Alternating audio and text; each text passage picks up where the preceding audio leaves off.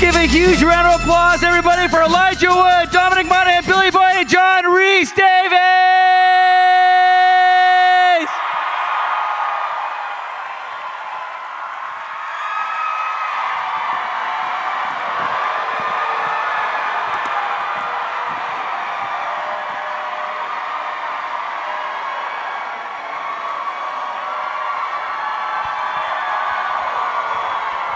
All right, guys.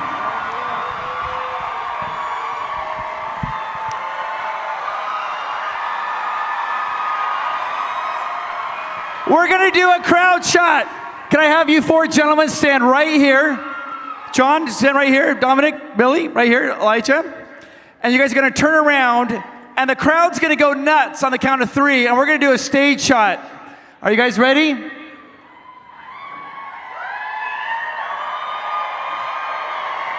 One, two, three!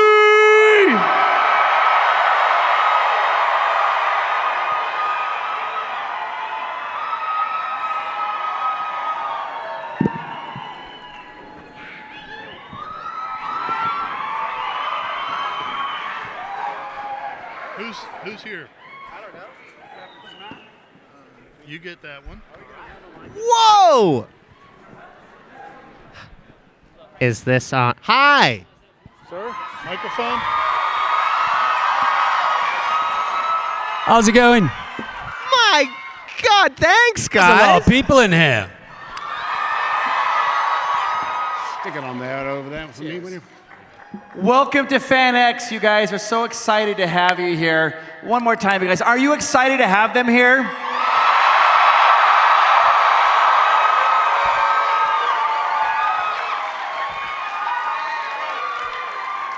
We're happy. Wow. Wow, guys, thanks. We're happy to have you guys. You guys have returned. We'd love to have you back. Before we get, there's so many people that want to ask questions, but we got to get to Billy. Billy, the last time you were here at FanX, you played the guitar and say Britney Spears. He is also, by the way, a very, very highly accomplished and recognized bookbinder. It's true. And ready to take commissions. All right, we are going to get questions, but I do have to ask, I know somebody else is going to do it. Elijah, Dom, how many times do people talk to you about the wig? All the time. No matter where I am in the world, people ask if I wear wigs. Yeah. Larry David actually talked to me about that skit. He did? Yeah.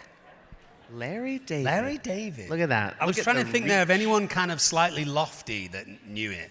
And I remember Larry David said, the guy with the wig thing. And I was like, yeah, that's me. I was like, wow. We got to that level. All right, let's get right into the questions, guys. Let's jump into our questions. Hi. Hi. My question is, over here. Oh, hi.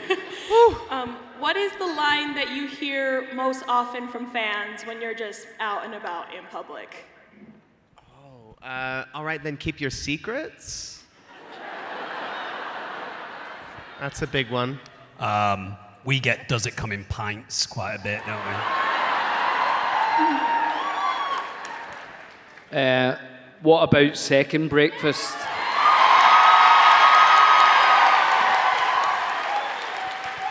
Will you wear wigs? I get will you wear wigs quite a bit.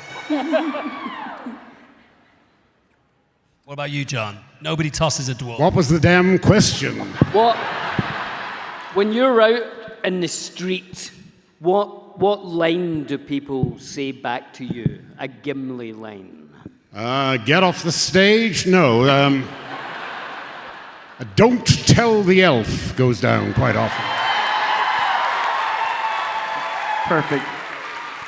By the way, I'm only substituting for Sean Astin at the moment. So if you've got any questions for Sean Astin, I am more than happy to fill them in. Hi. Oh, that's loud.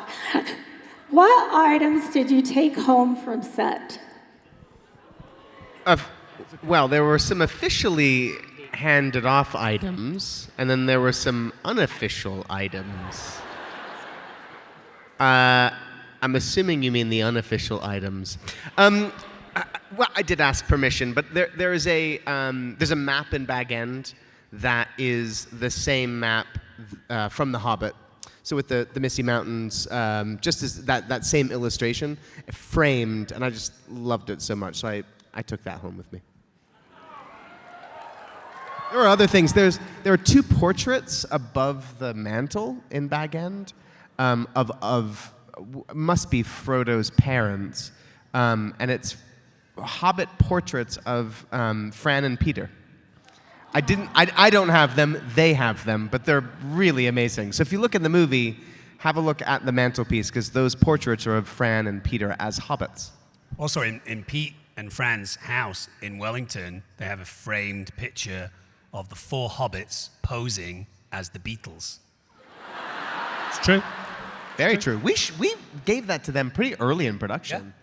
Pete's a huge Beatles fan, so it was a great crossover. I didn't take anything not official. I got the stuff that we all got, I think. Feet, ears, a clapperboard, a sword. That was about it. Some script pages. Unofficially, we weren't allowed to take any costume, but I did take Pippin's scarf. Yeah. Because when you do any sort of TV film, it's a sort of process to find the character at the start, because there is no character, you're making it up. And the wardrobe and makeup, they all help to do this. And I remember being in a very early wardrobe session, and they said, "Do you feel like wearing a scarf?" And as soon as I put it on, I was like, oh, this could be like a scarf his grandmother knitted him, and it reminds him of the Shire. So all through the movies, I either have the scarf on or it's nearby, it's on at the back of the shot or whatever. Is that how you find a character through an item of clothing? Yeah, you know, I can't remember what famous actress said, "Once I get the shoes." Yep. That was the man who did Guess Who's Coming to Dinner? Sidney Poitier. No? Come on, somebody's got the name. Sidney Poitier. Sidney Poitier? Yeah. Poitier. Oh, well, he's smart, isn't he? He's very smart. That's why we hate him. But Poitier used to say, character began from the shoes up. Ah, okay. How do you guys go about it? I don't think I do costumes. Probably script, really. Just read the script over and over again is really Finding the character. It's the way that I get into it. Costume has a lot to do with it. It depends on the character. With something that as specific as this, obviously, you know, hobbits look like hobbits, and the way that they dress is so specific. So yeah, I mean, you know, finding those little elements, it makes you feel like you're in the skin of the characters. I love going through that process. It's my favorite, I think. And also with this, the hair and makeup. So, you know, our wigs, our ears, our feet, all of the the wigs.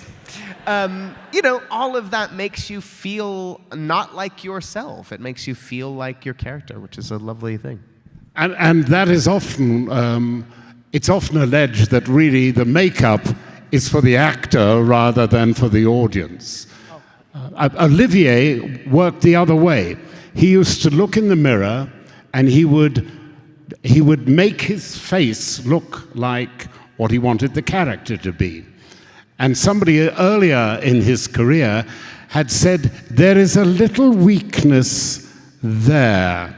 And for years, he put on a big blob of plasticine because he thought that was a physical thing rather than perhaps a comment about his intelligence. Wow. That's amazing. Okay. Thank you. Thank you for being here. I hope you guys come back again. I'm a huge Lord of the Rings fan. It's had a profound influence on my life from my reading, writing, gaming, my choice of friends. So I wondered what has had a profound impact on your life? A thing, person? Wow, we're getting deep now. I think the biggest kind of individual factor in my life that influences me is the natural world, nature. So the wild animals and trees and anything non-human is probably kind of my spiritual path, as it were. Yeah. I'd say, I mean, God, there's so many things that have had an impact on my life, but music would be at the top of the list in regards to just informing on who I am as a person, my worldview, everything, yeah. Sitting next to this man, and it might not be what you think, there was a TV show called Sliders that I love. I really like string theory and quantum mechanics and things. I'm building a time machine. I have been for a while. But I love it when TV shows go that way into science. And I love Sliders. I love every week waiting for it to come on and think, what's this world they're going to be in? A world where dogs have taken over. Or, I love that. So that was a great show for me. Two things. One, I've just been made a fellow of the Royal Astronomical Society. Wow, nice, John. But more importantly, I am having a series of conversations with Sabrina Lloyd, Clevant Derricks, and Jerry O'Connell about, I wonder what we're talking about. Anyway, that's as far as I can go. But in answer to your question, you do realize I belong to your grandparents' generation.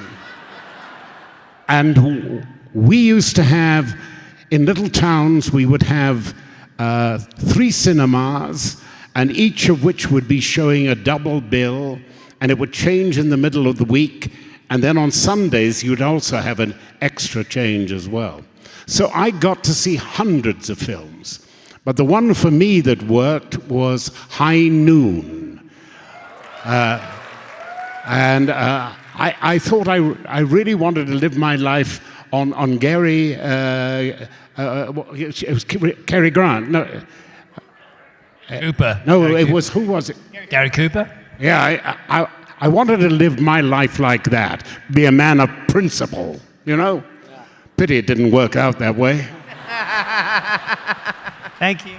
Oh, there's a little babe. Oh, there's 2 little babies. Oh. Hello, thanks for being here, gentlemen. Billy, when you were here last time, you called Dom on the phone because he wasn't here, because you were having dinner with him the following Sunday. Who would you call on the phone now since Dom's on the stage with you? I mean, right. we could try Sean, but he's on set. We could try him, but he is on set, so he might not answer. The last time I was here, I called Dom on the phone. He said that Also, if you call him and it's unexpected, he has profoundly foul language. So.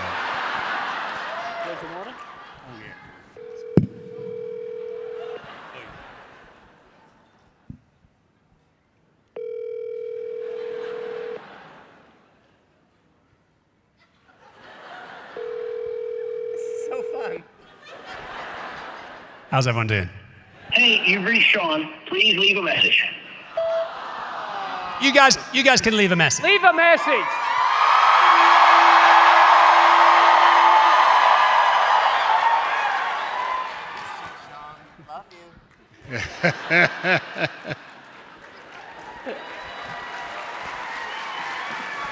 I have to ask, though. Billy, the last time you guys were here, you and Dom talked about how you hoped when this is all over that you guys are going to be buried next to Vigo. Yeah. But he hasn't given you guys permission yet. How's that coming along? I think he thinks we're joking. And we're not.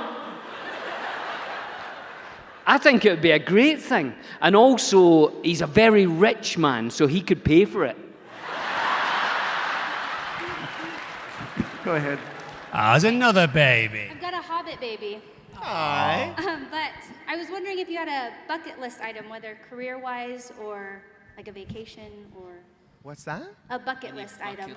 Oh, bucket list. Whether career or vacation. I would love to go to Christmas Island. Christmas Island's in the middle of the Pacific, an archipelago, and every year they have the most amount of land crabs come onto the island than anywhere else on the planet. Over 100 million land crabs. People can't go to work, they can't go to school, no one drives their car. The entire island stops whilst these crabs go from the east part of the island to the west part of the island to have babies. And it is an absolute natural phenomenon. Never been, only happens in November. I'd love to do that.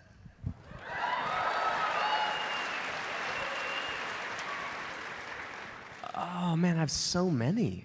I want to go to Antarctica. That would be an incredible thing to see.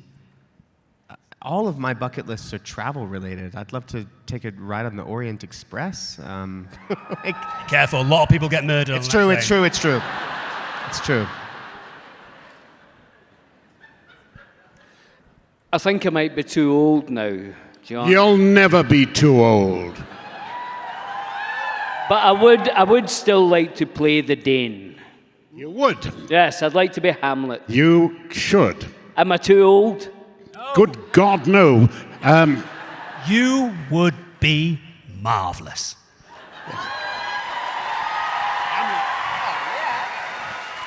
Do it. Irving played it when he was 53, and I believe our Gandalf has essayed it more recently at the age of 80 or something. Ah, I'm all right then, I'll do it. You've got a few years yet. Yeah. Okay, next question. Hi. My brother who's not here would like to know what was the hardest had to film in the Lord of the Rings trilogy. The hardest scene. The hardest scene to film. I think I might know yours. God. Yeah, John had a tough time. They were all hard. But standing in that rain at Helm's Deep, when the fire engines turn the hoses on and it trickles down the back of your armor into your underpants, down the back of your legs, and then it's cut, and the wind, the cold wind, starts to evaporate it, and you're almost back to being warm again, and then the hose goes on again.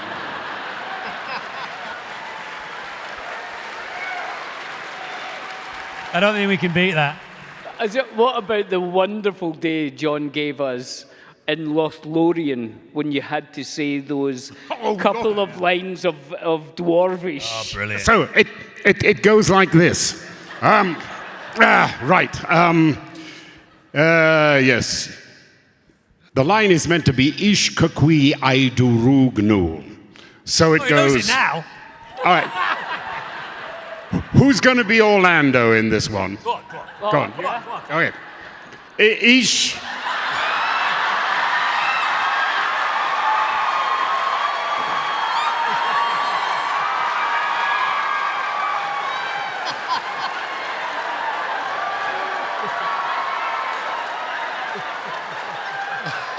What do my elvish eyes see? Yes, it was what is it? Ishkakuk what? This was honestly all day. It was the funniest day. Take 53. They all know the line, and they are saying it to me, and I'm getting madder and madder at myself. Oh, I hated them. I was laughing And so I much. still do. I was laughing so much that I was sweating, and the sweat was making my wig fall off. And my makeup artist was like, "You have to stop laughing." I was like, "John's fucking driving me crazy." is this true that when we shot Lothlorien, they hadn't finalized Legolas's outfit yet? Do you remember that? No. Legolas's outfit was a work in progress. Do you remember? This is it just coming back, It yeah. just occurred to me now, and I believe we shot a different outfit during the Lothlorien sequence. I think you're right, yeah. Was he in a tutu? It's a little short, tiny little. The design changed. That's right, yeah. The design changed. It was a work in progress. Thank you.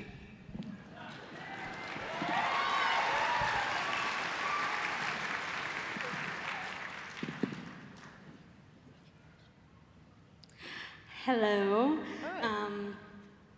So my question is, well, firstly, I just recently watched the whole trilogy, and I just realized it's been at least 20 years since you guys finished the trilogy, and I'm just wondering, I can already see between the four of you, you guys are just like this, but is that the same way for the whole Fellowship? Is the Fellowship still going these days? Was there a question there? Are you sort of saying, are we as close as we were? Is that what you're saying? Yes, like all 9 of you. Yeah, look, there's some of us that we haven't seen each other in quite some time, but the function of having worked together so closely over such a long period of time is that it sort of transcends friendship. We're kind of family, and we're among a small group of people who knows what it was like to go through that and make those films. So we're sort of linked forever. We see each other quite a lot on the circuit, and the three of us live in Los Angeles, and Sean as well. I haven't seen Viggo in a while, but yeah, he's been directing films, for goodness sake. He hasn't got any time at the moment. Yeah. We did a Zoom with Josh Gad during the COVID kind of experience that we all went through, and that was very special for all of us. And then it seems to happen that sometime around the Christmas period, we might get involved in some sort of chain of emails where, someone, I seem to remember last year, Kate Blanchett was like, Happy Christmas, and there was a little photo, and then very quickly, Pete and Fran sent a little photo, and then it kind of sparked a little chatter. So it happens, we're all busy. It's lovely to see each other. I seem to remember the Friends cast saying that they all go their separate ways, but then when they see each other, that's it for the rest of the night, they're with each other. And that seems to be the case with Rings people, is everyone's busy doing stuff, but if you see that person, that's your person for the rest of the day when you see them, Yeah. Do you know, I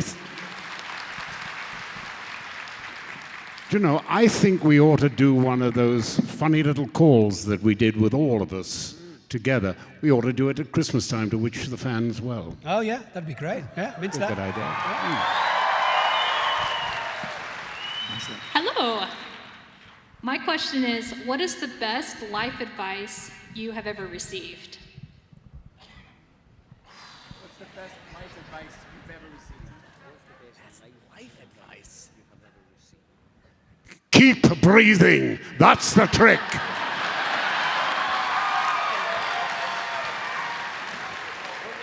Keep breathing. Yeah, keep breathing. The trick is to breathe. I don't know. I try to think, there's been a lot. Sorry, you can't beat that one, can you? It's just...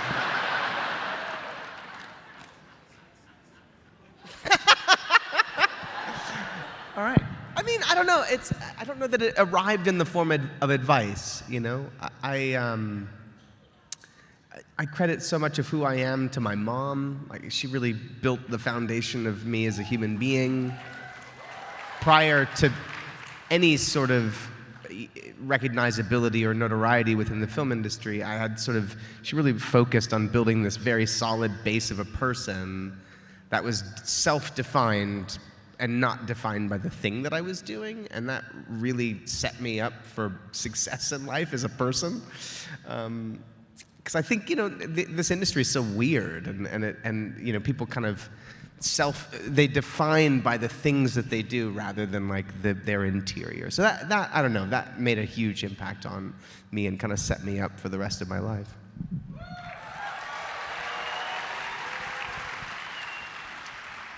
My dad gave me a great piece of advice. I don't know where he got it from, because my dad's a teacher, or he's a retired teacher now, but yes, there's my dad in the audience. Lovely high-pitched voice, runs in the family. So I don't know where he got this piece of advice from me from, because he's a teacher. But when I used to go for auditions when I was a lot younger, in my late teens, early 20s, my dad used to say to me, because he used to sometimes take me, and then when I would be done, take me home, and he would very often say, "Try as hard as you can to forget it now. Don't even think that the thing existed." Of course, you commit fully to the audition in the moment, but as soon as the audition's done, unless they call you, it never happened. And that really helped me personally as an actor, because you can sometimes have these exhaust fumes of like, oh, I really want it and I hope it works out. And it's much better from a mental health point of view just to think it never happened until they call you. And then when they call you, you can get further invested. Yeah. I love that. I don't know where you got that from. It's really good an actor. I think I read somewhere, someone said, if you can sit in a garden doing nothing, then you've won at life. And I kind of took that on, and I think that is really important. If you can sit without any music, without reading, without anything, and just be content at sitting, then life is good anywhere. You don't have to do anything, because we always feel like we should be doing something. And sometimes the secret is just to sit and breathe, you know.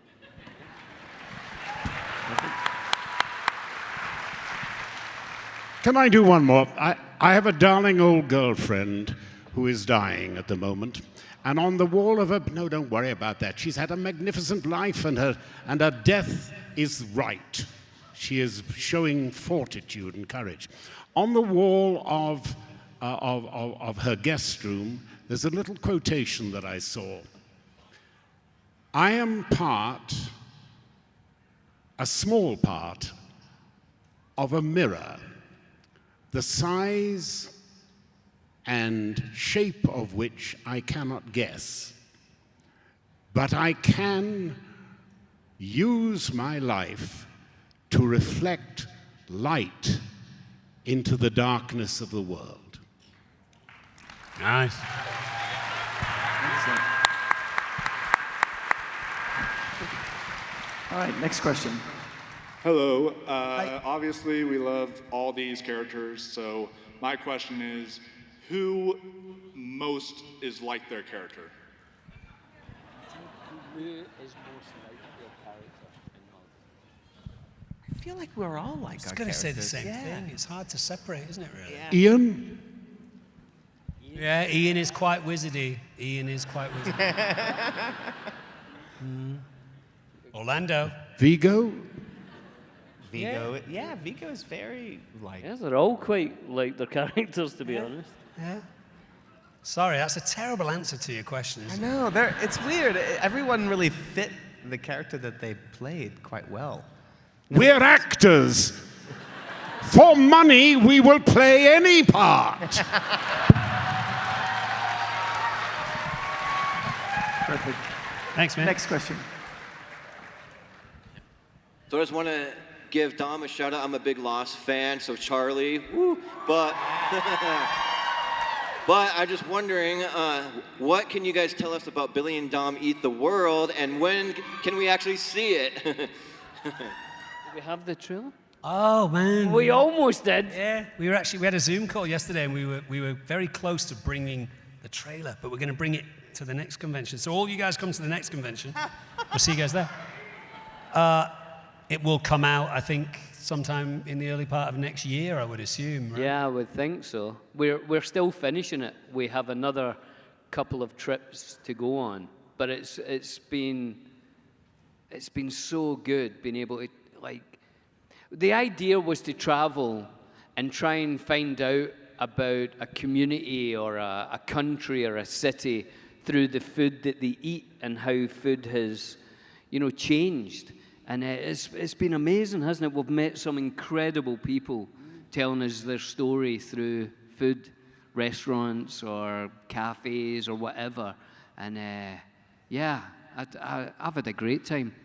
Up to now, it's been London, Outer Hebrides, California, Texas, Japan, Switzerland.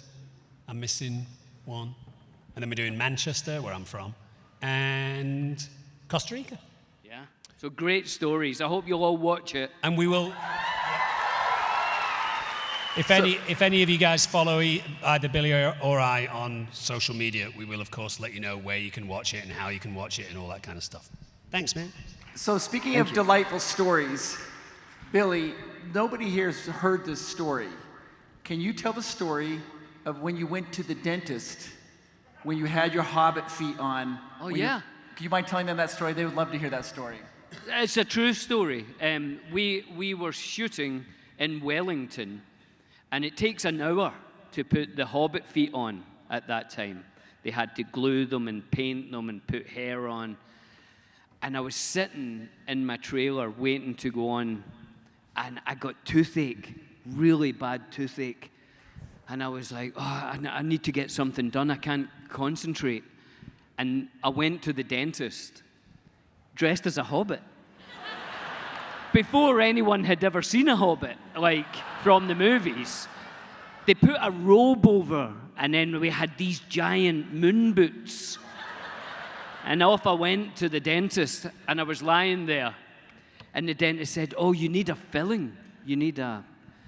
And I was like, oh, I've got lines to say this afternoon. I said, I can't numb my mouth. And she was like, well, I could try and give you it without numbing, but it might be painful. And I was like, yeah, give it a go. What? And it was like, I was. Novocaine does go away in like an hour and a half.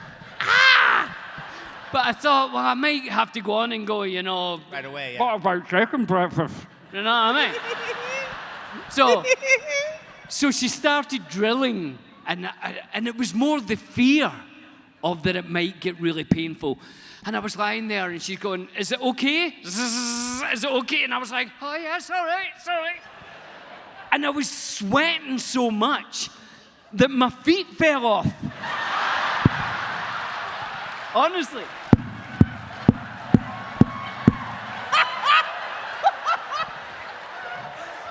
She drilled your feet off. So she finished the filling, and I left holding my feet back to Weta, and they had to glue them back on, by which time the numbness would have went.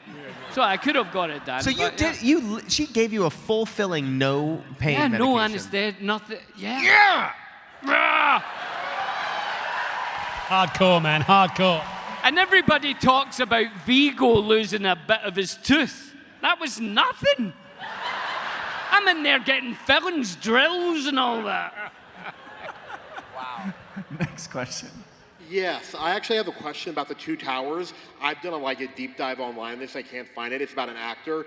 In the scene where Pip and Merry are in the field with those orcs before they meet Treebeard, who plays that orc with the creepy voice, the one that got his head chopped off?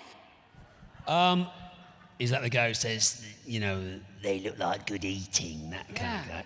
It wasn't Jed Brophy. I think it was Jed Brophy. I think it's Jed Brophy who was in Who The Hobbit. do you think it is? Oh, you don't know? It's Jed Brophy, who played a lot of characters. Yeah. Jed Brophy was orcs. I think he was Uruk-hai. I think he was he a goblin maybe? And he's in The Hobbit. He's on horses. He's Rohan. He's a Rohan on horses quite a lot. Jed Brophy. Very good performance, right? Very creepy. I kick him in the face. Isn't he one of the dwarfs in The Hobbit? Possibly, yeah. No. Yep. Thank you. You guys know. Go ahead. Hi. Thank you guys all for being here. These movies have meant a lot to me over the years, and I regularly find myself quoting Lord of the Rings in my day-to-day life, from don't be hasty to not its business, and I have quotes on the wall like it's no bad thing to celebrate a simple life. So I know somebody already asked you what quotes you hear most frequently, but what quotes are your favorite or the most impactful to you? I'll sometimes do this, and it very often is not noticed by people in my life. But if we're going somewhere, I'll say the place. Let's say we're going to Starbucks, which I never go to. But I'll go, Starbucks, follow me. And the follow me is actually from Lord of the Rings. But no one ever picks up on the fact that I'm doing that. I do that. Yeah. That's amazing. Yeah. There's only been a handful of people that have gone, oh, hang on a second. That's amazing. Are you asking specifically for Lord of the Rings quotes that we carry around with us, or in general? In general. There's a quote that I really love. It's funny, I discovered it on the Radiohead website back in the 1990s, actually 2000s. And they had put a quote, it was during the OK Computer cycle, and their websites always got filled with weird ephemera and funny writings. And there was this quote that it really stood out, and it was, "There's nothing noble in being superior to your fellow man. True nobility is being superior to your former self." And that just really resonated. And I think it actually comes from Siddhartha. I think they pulled it from that, but I really love that quote. I like that too. Great.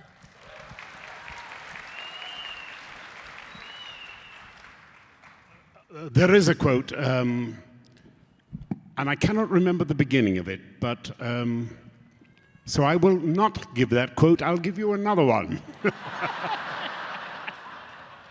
Not all who wander are lost.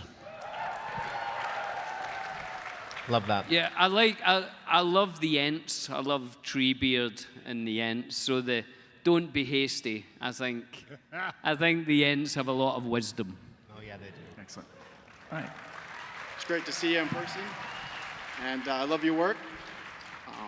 I have two really quick questions. First, what do you guys go by in your phones for each other? Do you go by the Frodo or do you go by Elijah? And then the other quick one is, what do you think happened on the boat at the end of the Lord of the Rings and Return of the King? You know, Bilbo says, I'm ready for another adventure. Do you think that boat sank and he had to swim? Or are they just smoking Gandalf's pipe on the boat all the way there? Cool questions, man. So, in my phone, Lige. Yeah. Lige. Billy's called Darling Duck. Sean, I think Sean is just Sean, unfortunately, but yeah. You were Splommy for a while. Yeah, Splommy for a little bit, yeah. I've been meaning to say this to you. I'm in trouble now. No, like Dom, does things like Darling Duck, or he changes the name sometimes, but I don't. That is now my name as an email. So when I send an email to someone else, it's from Darling Duck. Really? Yeah. I kind of infected your phone. Yeah. And I was going to ask you, how do I stop it being? I don't know. Or it was Big Bill Boyd. Big Bill Boyd for a while, yeah. So a lot of my emails BBB. is from Big Bill Boyd. Yeah. BB. Were they like work emails? Yeah. Any email I send to anyone, Big Bill Boyd. It's bizarre, man. Wait, what was the second part of your question? Something about the end of the film? At the end of the film, Bilbo says, I'm ready for another adventure. Do you think that boat sank, or do you think they're just smoking Gandalf's pipe on the boat? Oh. It's tough on that. Did the boat sink? No. What's the adventure? Oh, what was the adventure at the end? I think Merry and Pippin, they do talk about it in the appendices for Lord of the Rings. Merry and Pippin live a pretty high life for a while. You know, lots of food and drink and partying and enjoying the fact that they are noble men of the Shire. I think that was written by Tolkien, you know, so, yeah. You know how those, you have in your telephone book, you've got several Tims. You've got Tim the mechanic, and you've got, well, I have Aston in my thing, Sean, the future president of the United States. Brilliant. All right, guys, we have time for one more question. This will be the final question right here. All right, so first I just want to say that I am very grateful for the story that you guys worked hard to tell, and that it will be remembered for generations. It was relevant 70 years ago. It will be relevant 100 years later. But my question is specifically to you, Elijah, and that is, Frodo was a very simple hobbit, much like Bilbo, and he loved a simple life, much like all the other hobbits. Why do you think he left all that to take the ring to Mordor and go through all that suffering that he went through? He's Bilbo's nephew, and almost raised by Bilbo. And Bilbo carries with him a taste of adventure, which is very un-hobbity. Like, hobbits don't like to stray outside of the Shire, and they don't like to know what's going on in the outside world because it presents dangers. They like to be safe and comfortable and warm and cozy. And Frodo grew up hearing these incredible tales, and I think part of what, propels him forward with this, initially this particular ask is very simple. And I don't think Frodo understands, and I don't think even Gandalf understands that that's going to be Frodo's fate. It's just, let's get this ring to Rivendell, essentially, right? And it's not until then that he really decides that it's his fate or that he'll sort of take up the mantle of taking the ring.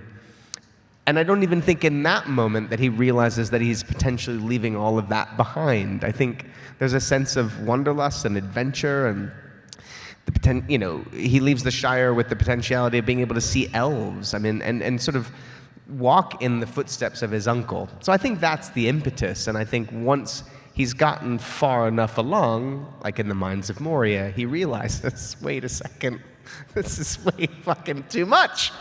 Like, I'm not ready for this.